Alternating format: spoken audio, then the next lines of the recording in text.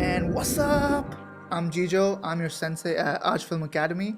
So I've been in this field for literally most of my life. I've loved films ever since I was a child, and I always wanted to make films and do stuff in this area for the longest time. So in this video, basically what I'm going to be doing is I'm going to be teaching you guys how to create the cinematic look with the top industry secrets that professional color graders use in the industry, in the film industry, to get that cinematic look. All right, and we're going to be working on a short film that I directed recently called Countless. So the camera that I used was a Blackmagic Raw 6 pocket cinema camera in 6K. We shot at 6K, and the color space was Blackmagic Raw. So let's dive in. Again, if you can follow along if you want, you can do it to your own footage. Keep in mind the genre of my film was a thriller. It was how do I put it?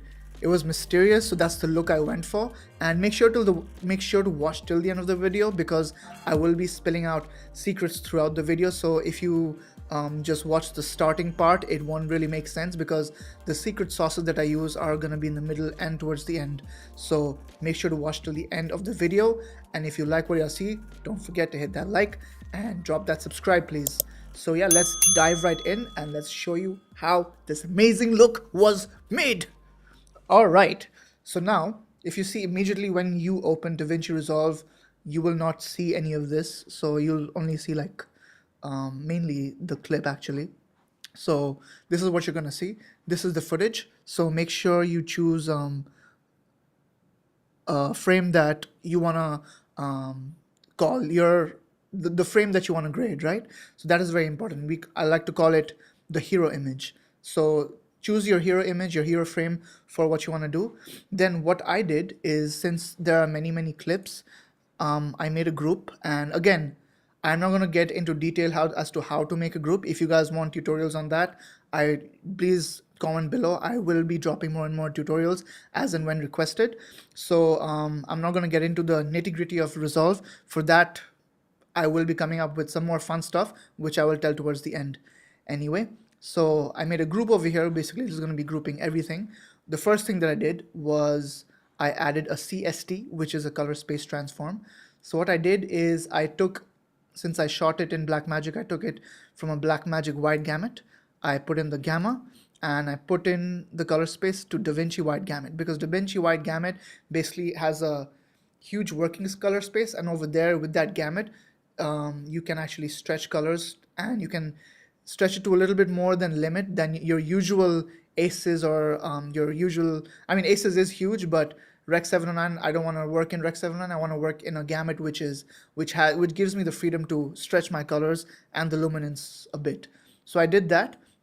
Let me just enable this node. So once I did it, now this, if you see like this over here, is in DaVinci wide gamut at the moment.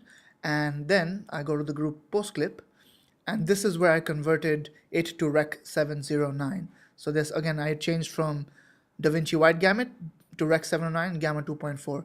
Now what is Rec 709? It is basically the things that you see on TV, right? That color space is Rec 709. So once I enable that, now look, this is basically what I saw when I was shooting this film. That is what I saw. And now, what is 2383? This is a compound node. Once I open the compound node, you can take a look that I changed the Rec 709.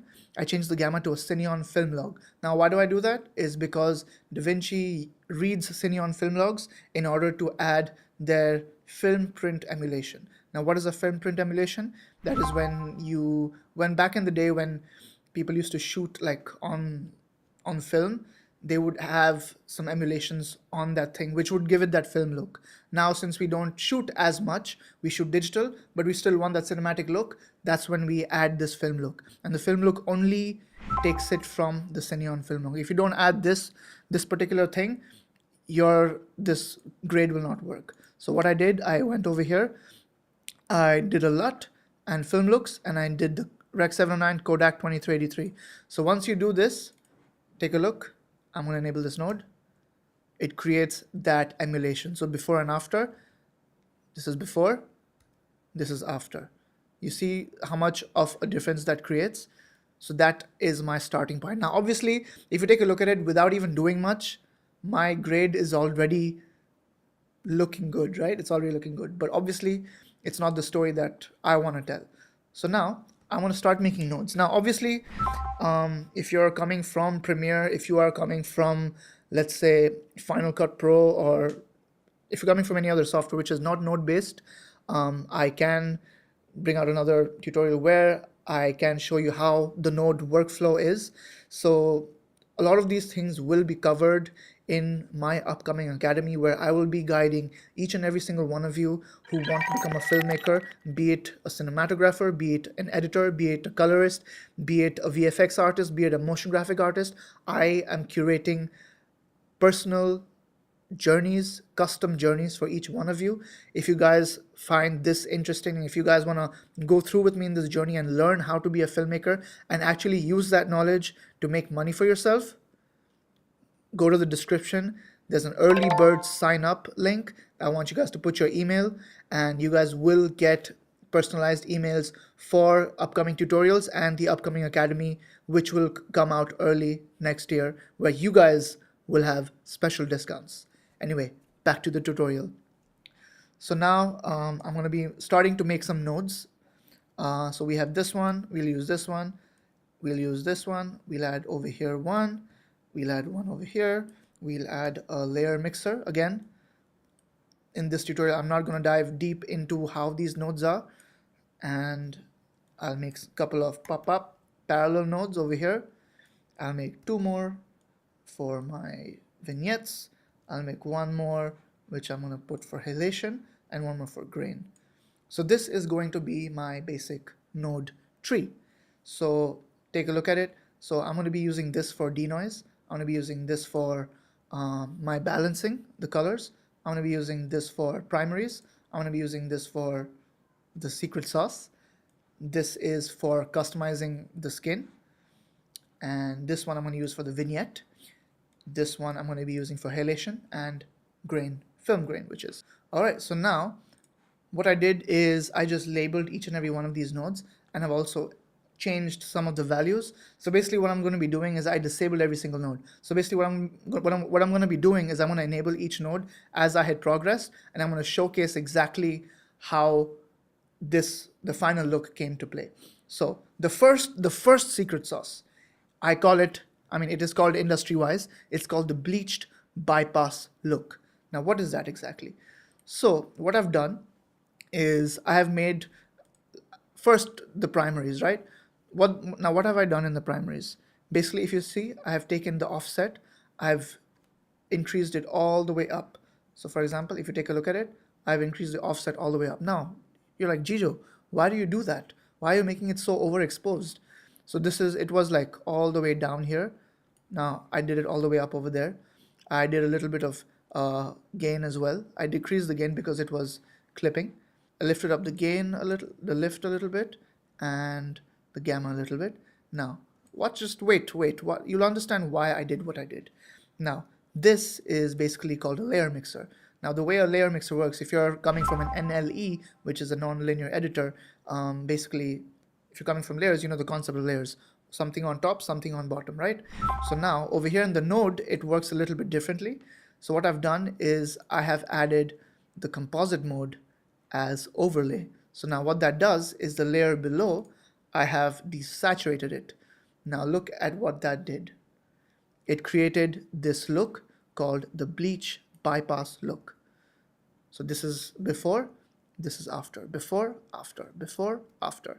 So you see how it gives you that silverish look, and that is the look, that is the story that I wanted to tell in this film, right? Take a look, before, after. So that is what I've done first, which is the first secret sauce. Second secret sauce is I have balanced it a little bit. So if you take a look, I have taken the gain, I've put the gain, which is like near the highlights, I've taken that, put in it a little bit to the blue. The gamma and the lift are the same. I've just taken the gain, which is the highlights, I've put that into a little bit of a bluish tone. And if you take a look, before, after, before, after. That's what I've done for this node. Then in this node, I've just added a contrast over here. So it gives that little contrasty look. Now, if you take a look at it, now what's happening over here? Everything is blue. Her skin is going off. You can see the waveform, everything is white. You can take a look at the vector scope. There you go, skin tone. So if you see like right over here, her skin is not really sitting properly over here. So now the next secret sauces are basically the curves. This is where your magic happens. So now take a look at this. The hue versus curve, I have taken the reds, I have increased it a little bit. I've taken the reds basically, and a little bit of the orange, I've increased it a little bit. Now what does that do? I've taken the hue and changed it, and I've taken the saturation of the blue and increased it just a little bit, also of the red. Now what does that do? Take a look. Let me put it to full screen. Now see before and after. This is after, before. You see how that has enabled her skin to pop out? Take a look. Isn't that cool? Now, same thing, I've taken the saturation. Basically, there's this thing called a saturation versus lume curve. I've taken the most saturated and I've increased the luminance just a wee bit. Take a look at that. Before, after, I've taken the luminance of the most saturated areas. I've increased it just a little bit. And now, if you take a look, now, I'm just gonna go around here, like her face. Let me go to the waveform. Yeah. Now, the brightest areas of her face. You see these peaks, like right over here, like right here on the waveforms, like right here. So these are the peaks that I want to kind of bring back, because again, this is something which will only be possible if you shot in RAW, but unfortunately, if you don't have it, it will be a little bit more difficult, but I'll tell you what this is. So now, there's this new thing called an HDR grade. Now, it's not the HDR what you see on TV. This is called the high dynamic range. So basically, you know, we have shadows, midtones, and highlights. Now, what this does is it breaks every single thing apart, and it'll go all the way to a black, dark, shadow, light, highlight, specular. So it basically breaks up those three things and it spreads it out to give you more minute control as to how you want to grade your clip. Now, for example, if you see over here, her forehead, her white dress, her shirt, right over here, you see how all these things are very peaked. Now, all I'm going to do is I've taken the light. If I want to see what the light is, that is what the light, and I just decreased it. Look at that. That is the light. So you can see, let me show you before and after. This is before. You see how everything is overexposed here on the white. Now I've brought it up just the light without losing the skin. Since I have the minute control of the luminance, I've gotten back the detail of the shirt, of the creases, of the seams, of her texture of her skin. I've done that. Isn't that amazing? HDR comes in clutch, especially when sometimes you overexpose stuff on purpose. This brings back highlights. Some people call it highlight recovery as well. Now, moving on is basically what I've done. This is another thing that I call it my secret sauce. This is the look that I've done. Now, what have I done in the look? Let me go back to my primaries.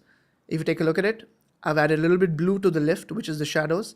I've added orange, which is a contrast, to the gamma, which is the midtones, and also the gain, I've added just a little bit to the orange side. Again, minor changes makes a big difference. Always remember that. Don't go overboard. Minor differences. Now, there's a difference, yes. You might be saying like there are shadows, midtones, highlights, as well as there are lift, gamma, gain. What's the difference, Chijo? Well, that's another tutorial for another day. I will tell you what those are. Now, what I've done is I've added contrast in the shadows, put the gamma up, put the gain towards the orange. Now, what does that do? Oh, and also, I've added a little bit more contrast. Now, what does that do? Let's take a look. Boom. Now, that's the look that I went for based on the story of this film. Sometimes this is a thriller and a mysterious film, so that's why I chose this look. Sometimes this whole look might be completely different. You might choose an orange and teal look. You might choose something more brighter, something extremely dark. This is a mysterious and thriller look. That's why I chose this. Let's take a look before the look, after the look. Before, after. Now, that's cool, right? Now, then we have to the last pair of these nodes. We have a window. Basically, what I've done is I've added a power window, which is like right here. if you take a look, is basically I've done that, and then I've tracked it forwards and backwards through, where's my tracker? Right here. Now, you can track it if you want to. I am not tracking it. You can just press this, it'll get tracked. Your face will get tracked properly. So what I've done is I've taken that, and I've taken the reverse of that mask, which is right here, and I've taken that curve, and what I've done is I have decreased it just a wee bit. So you can see, like right over here, it gives that little vignetting effect. So that these are minor changes, but what this does subconsciously, guys, this helps the user focus more on the character, on what is dominant in over here. These minor things, eventually, when I do it, it might seem like it doesn't really matter, but actually it does matter. Subconsciously, when you look at a film, there are many things that happen on a film, right? These are some of the techniques that you use to, as a director or as a colorist or as an editor, to actually help the audience focus at what you want them to focus on. So over here, I want them to focus here and not on this. That is why I added this. Now, that didn't make much of a difference if you take a look at it, but it does make a big difference subconsciously to your character, to your audience especially. Now, moving on to the next one, which is halation. Now, that's fucking cool. Halation is amazing. Halation is basically nothing but glow. If you take a look at over here, boom, see that? See the borders, like right here? That is what the glow is. Right here. Now, all I've done is I've added a processing color, and if I just see just the glow alone, this is the glow.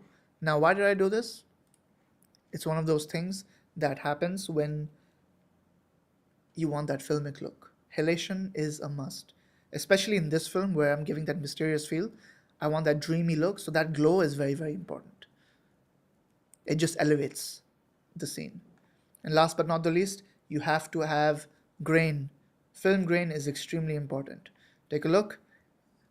It just adds texture. When people used to film on film, like not digital, grain used to automatically be there because that's how film would come. And when you're shooting digital, those things are also important to get that filmy look. These are the secret sauces, guys, to have that cinematic look. So I've chosen a 35mm 400T, and I've just done a compositive overlay, and that gives that super duper texture. Now again, you might think like, oh, why grain? That makes it noisy. No, noise is different, grain is different. Those two are two separate things. Now, whoa, my battery's about to die, guys. 10%. All right, let's try to make this tutorial fun. All right, the last but not the least, we have denoise. Now, what does that do? How did I do that? Let's go over here. Now, I've just taken 2 frames. I've done beta, I've done medium, and I've increased the luma and the chroma by 12. I've taken the spatial noise reduction. I've taken faster. I've taken the radius as small. I've delinked the luma, and I have made the chroma to an amount of 8. What that does is it just takes out all the gunkiness in the hair.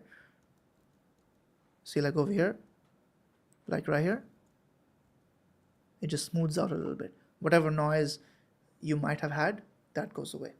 So yeah, that's pretty much, guys, the look. Let me just over here. Before, this is the raw. After, before, after. So you see, guys, we've come a long way, and just by these basic minor adjustments, you can copy these settings if you want. You can pause the video, copy these settings one by one, and try practice on your footage and see how it looks. All right.